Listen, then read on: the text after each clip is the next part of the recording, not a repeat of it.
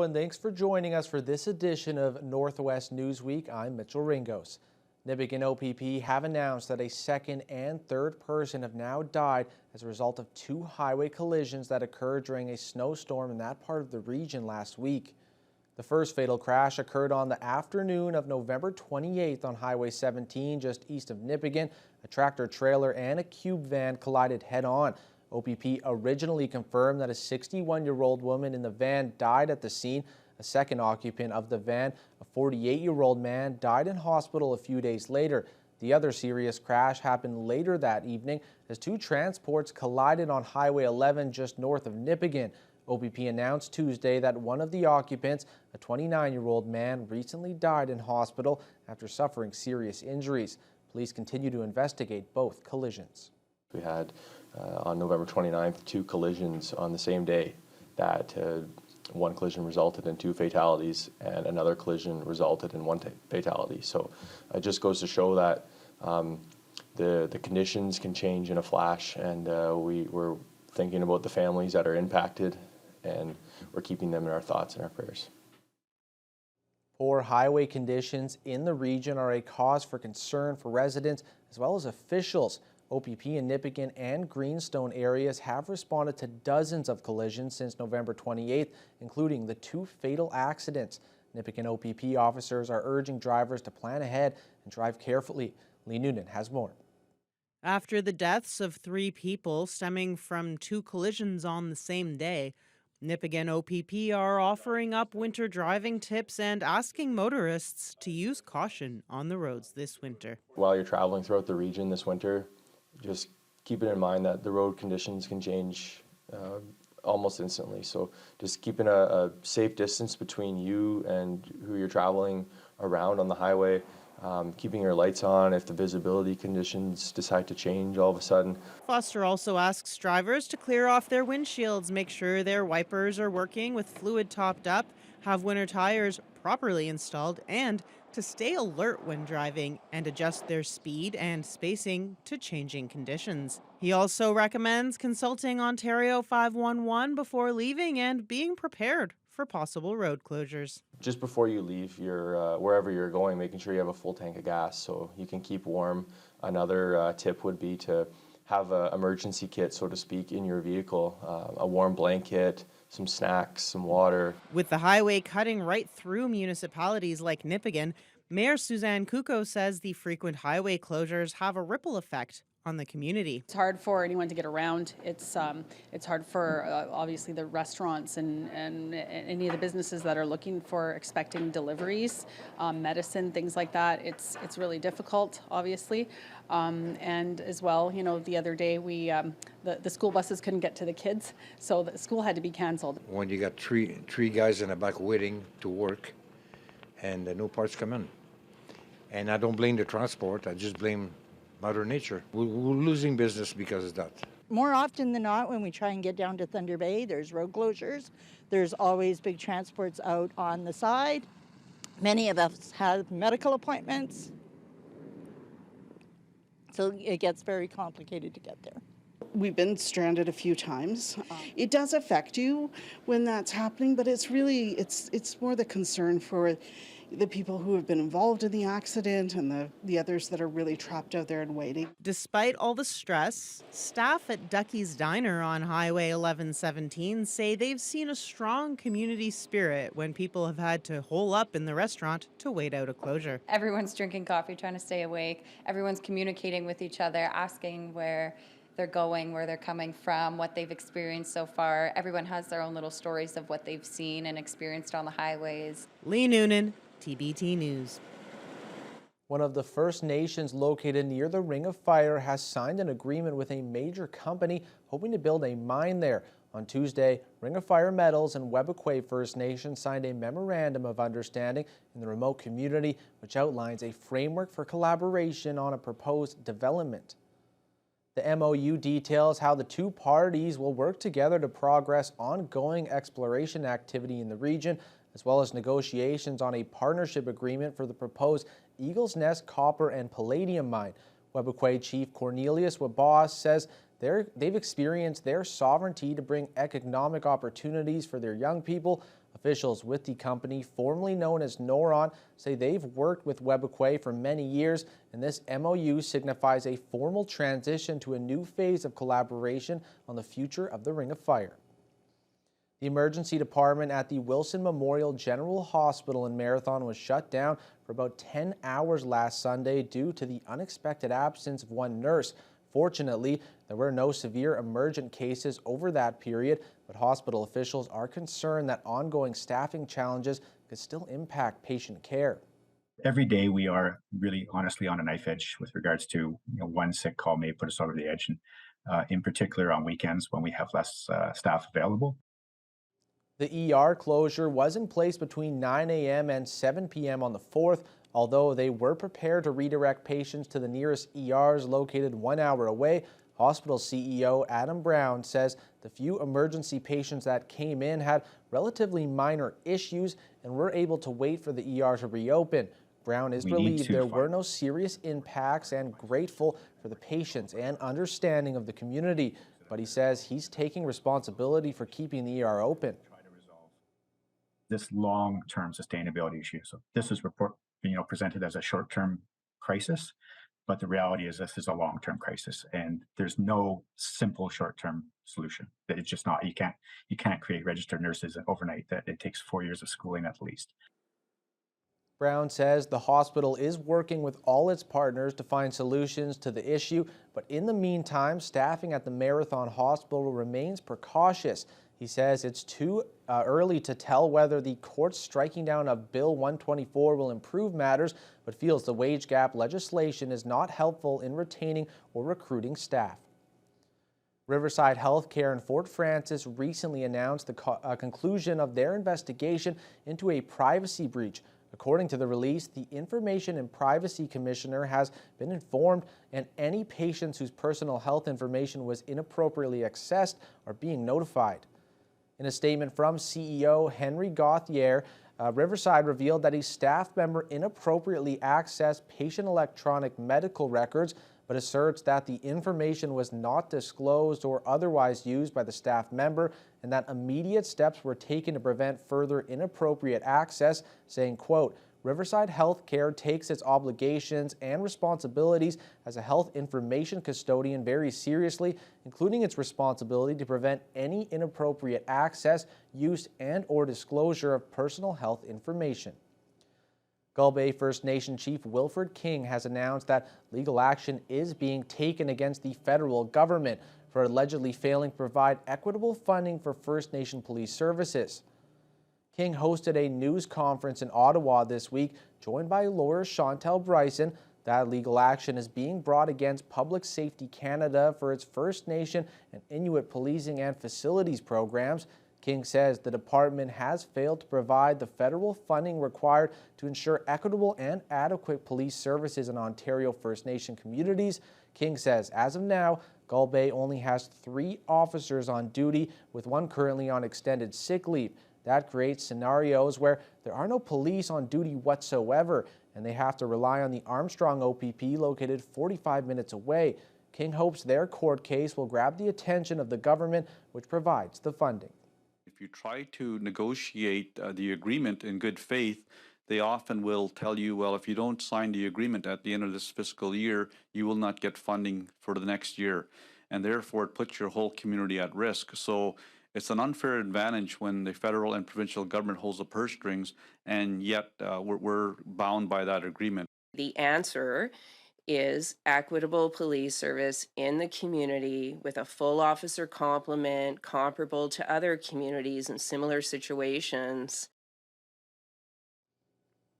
The future of Greenstone will be determined by its current council. For the first time in 21 years since Greenstone was created, the town has an official plan.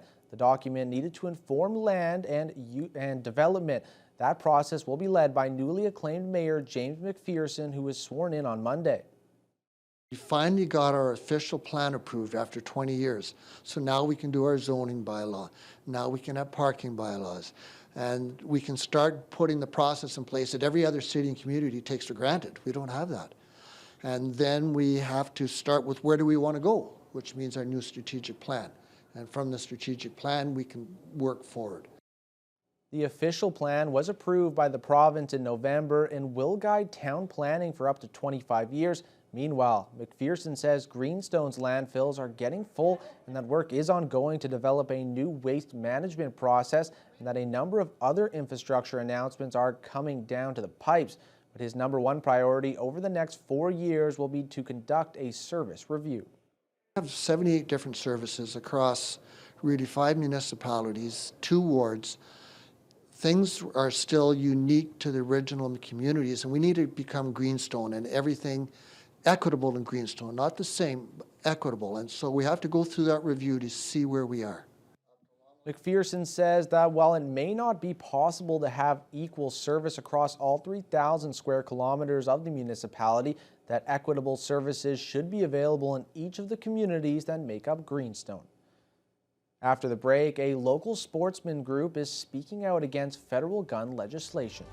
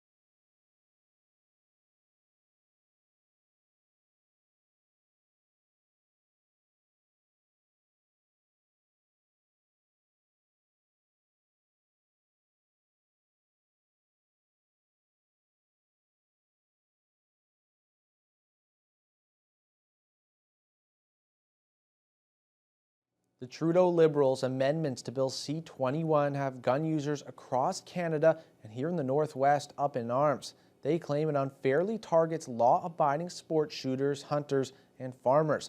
The head of the Northwestern Ontario Sportsman Alliance is now lobbying the 2 local Liberal MPs who insist that's not the goal of the bill. Cilio Spellos reports. Look behind me at these firearms here on the rack, and the people that are in this store shopping, they're not the people that are on the streets threatening violence. They just want to go hunting. Amendments to the Liberals' Bill C-21 has sparked both controversy and confusion over the past few days, with some sports shooters and hunters disagreeing with the weapons being targeted. The proposed ban on certain semi-automatic rifles often used for hunting is what has many gun users concerned, including NASA Executive Director John Kaplanis. And while the Liberals are marketing C-21 as a way of enhancing public safety, Kaplanis says it's only hurting law-abiding gun owners. Criminals don't care. They're not going to follow any of these laws. They're not following them now. So we see these measures as wrongly targeting hunters. They do not do anything to target crime on the streets. So that will continue. It's not hunters and trappers and farmers that are doing it. That's the reality. Bill C-21 focuses on a regulatory ban on what are being called assault-style weapons, though the government has yet to nail down a definition for this. Local MP Patty Haidu says that's part of this process, and that the Liberals are talking to gun users to ensure the correct weapons are eventually banned. Make sure that we're consulting with hunters, that we don't end up with commonly used guns that are necessity tools that are not accessible in any other way, or that prevent the tradition of hunting. We want to make sure that people obviously can continue, and in Indigenous rights, there's a treaty right to hunting. Thunder Bay's other MP, Marcus Pulowski, calls the issue of banning firearms highly complex and difficult to find a middle ground where all groups are satisfied. Pulowski says his government's amendments were not perfect and that it's time to go back to the drawing board. Some people who want to politicize this, they say it's an attack on hunters. It certainly wasn't intended to be an attack on hunters. Now, did we get the line right? No, I don't think we did. And I think there's a recognition that we didn't, and that's why it's being reopened and we're relooking at it again. Bill C-21 is currently at the committee stage, where it will be studied by a small group of parliamentarians, who will also hear from interested individuals or groups. Vasilios Bellos, TBT News. The Northwest Region's 2 new Democratic members at Queen's Park are both welcoming Merritt Stiles as the next leader of the Ontario NDP. Stiles was the only candidate for the party leadership, with others, including Kiiwetinoong MPP Saul Mamakwa, opting not to put their names forward. In a Twitter post, Mamakwa, who had been encouraged to run, stated that leadership for me is a very serious consideration, and my top priority is to continue being a voice for Kiiwetinoong and First Nations people across Ontario. Mamakwa currently serves as one of the party's deputy leaders and has presented Kiiwetinoong since the district was formed in 2018. Meanwhile, Stiles still has to face a confirmation vote from party members currently scheduled for March. We spoke with Mamakwa and fellow area MPP Lise Vauchois on how they feel about Stiles as leader and their hope for the party as a whole moving forward. There's consensus behind Marit that she is the best person to be the leader of the party at this time. She's a very sincere person. She's smart, and she's got brings a lot of depth to the issues. She's already been our education critic. She spent time working for Gilles Bisson in Timmins earlier in her career, which tells me that she's already has at least some experience dealing with northern issues. I will support her to the fullest to be able to come, make sure that we bring the voices of all Ontarians, not just specific groups, not just specific ridings, but also, I think that's what we're all about is, making it a better Ontario, better communities, better families. And I think that's one of the things that we're shooting for. Mamakwa adds it would have been nice to see an actual race take place instead of just one name coming forward. Vauchois says she is excited to introduce Stiles to the people in our region sometime in the new year. Anishinaabe Aski Nation and the Government of Canada marked their next steps in education transformation this week with the signing of the NAN Canada Education Reset Table Agreement. Taking part in the signing was NAN Grand Chief Derek Fox, Deputy Grand Chief Bobby Narcisse, and Patty Haidu, Minister of Indigenous Services. Through the agreement, both parties will continue working in partnership to support the education system serving 49 NAN communities. The goal is to provide safe, culturally appropriate, and high-quality education services in a way that respects the diverse circumstances, strengths, and challenges of their communities. The agreement also establishes the NAN Canada Education Reset Table with a mandate to develop a policy and funding framework that can support the First Nations within NAN territory in exercising greater control over their education systems. This comes just days after Anishinaabe Aski Nation held an open house for their new building in Thunder Bay. Officials say the building, which houses officials for elected officials and most of NAN's 150 staff, is the first owned by the political organization in its nearly 50-year history. Lee Noonan was there. The 5-story building looks out over Thunder Bay with a view of City Hall from the desk of Grand Chief Derek Fox. With a mandate to improve the lives of its citizens wherever they live, Fox and Deputy Grand Chief Bobby Narcisse each emphasize the importance the city has for NAN. We had students here this morning, and they're talking about lives that they're going to form here. Buying homes, becoming doctors and lawyers and pilots. And Thunder Bay is the place they're going to do it. As you know, like our First Nation groups and our tribal councils, our students, many of our organizations also call Thunder Bay home as well, that contribute to also the economic fabric of Thunder Bay as well. And it's those relationships and those positive relationships that we really want to also encourage and evolve as well as we move ahead. Both Fox and Narcisse say relationships with hub cities like Thunder Bay are crucial for NAN. And that's reciprocal, according to Minister of Indigenous Services, Patty Haidu, who calls NAN an important voice not only in the city, but at all political levels. To have a partner like Anishinaabe Aski Nation, who is firmly here, entrenched in the city, supporting the region, making sure that Indigenous people and non-Indigenous people can grow together, the prosperity of our region is critically important to the future of Northwestern Ontario. For Fox, Thunder Bay is home, and he doesn't like the bad rap that the city has. He believes that cities like Thunder Bay will play an important part in improving the lives of NAN people, particularly youth. You know, we really want to ensure that those bridges and those relationships are strong for the sake of our people, but also for the sake of people of Thunder Bay, to ensure that we all play a part in building a better city. Fox says he's looking forward to working with Thunder Bay's new mayor and council right next door, and hopes that this can be the beginning of moving forwards together. Lee Noonan, TBT News. Time now for another short break, but when we come back, an update on the planned new access road to Martin Falls.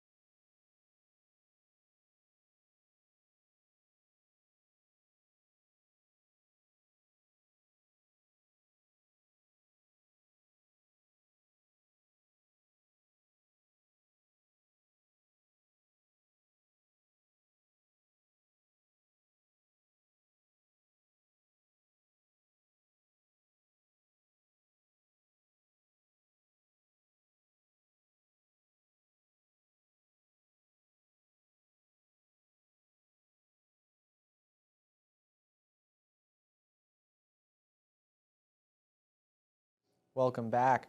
Preliminary work continues on a proposed access road to the Martin Falls First Nation. The consultants in charge of the project held a pair of public input sessions this week and provided an update on when things will move to the next stage. Jonathan Wilson reports. Public forums were held both in Geraldton and here at the Nor'Wester Hotel in Thunder Bay to show the latest information panels for the proposed Martin Falls all-season community access road. Project officials are hearing a mix of feedback, but community lead Bob Baxter says most residents of his fly-in community feel the benefits outweigh the downsides. There's always mixed feelings. Some people want it and some people don't. But the majority, from as far as I can remember, wanted a road access to the community so that they could be free to travel, for one thing. You know, go out of the community anytime they want. Plus, it would lower the cost of of food, fuel. Yeah, there's a lot of excitement with community members on Martin Falls, community members on the road. Kazem Sadiq is the principal consultant with Suslop, the consulting firm carrying out the environmental assessment for the project. He says they're working towards a preferred alternative for the gravel road, which would run about 200 kilometers from Painter Lake Road over several rivers and ending up at Martin Falls. Some sections of the two options overlap, while other portions veer to the east or west. So right now we're really trying to make a decision on the two alternatives that we have, which one is the preferred, and that's only possible by getting information from neighboring communities, getting indigenous knowledge. You know, we got burial grounds along the rivers and spiritual sites and hunting sites and stuff like that, so we know all that. Under the current timeline, the preferred route alternative will be announced in 2023, followed by the review of the draft EA in 2024. The final EA will then be reviewed in 2025, which, if approved by the federal and provincial governments, would allow the project to move to the construction phase. The estimated price tag has not yet been determined. At the preliminary engineering stage, we don't have an estimate for the cost of this road at this point. So not even a ballpark price tag? 100 million, 200 million, 500 million? You know, anything I put out there is right now such a guess. There's so much work that's required on the engineering side of things, and our alternatives are so different. Baxter says the road will provide benefits for generations of Martin Falls members, but it will take time. According to the proposed terms of reference, the construction phase could take anywhere from 3 to 10 years. Well, I hope I see it in my time. Jonathan Wilson, TBT News. OPP and Sioux Lookout have announced a major drug bust valued at close to $500,000. On Wednesday, the OPP Street Crime Unit, along with NAPS, executed a search warrant at a residence on King Street in Sioux Lookout. Officers seized a large quantity of cocaine, meth, and oxycodone with a street value of around $450,000. Cash and stolen items were also recovered. Two Sioux Lookout women aged 33 and 29 are facing drug trafficking charges. And that's all the time we have for this edition of Northwest Newsweek. Thank you for joining us, and we'll see you next time.